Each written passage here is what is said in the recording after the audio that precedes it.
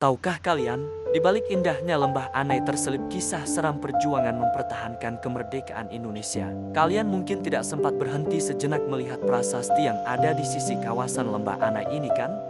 Peristiwa ini terjadi setelah kemerdekaan Indonesia.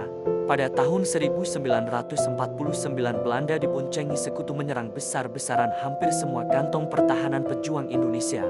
Sebanyak 39 orang dari kawasan Padang Panjang digiring ke kawasan Lembah Anai. 39 orang ini dieksekusi di kawasan ini lalu dikubur secara tidak layak dalam satu lahan. Ironisnya rata-rata umur pejuang Indonesia ini masih belia.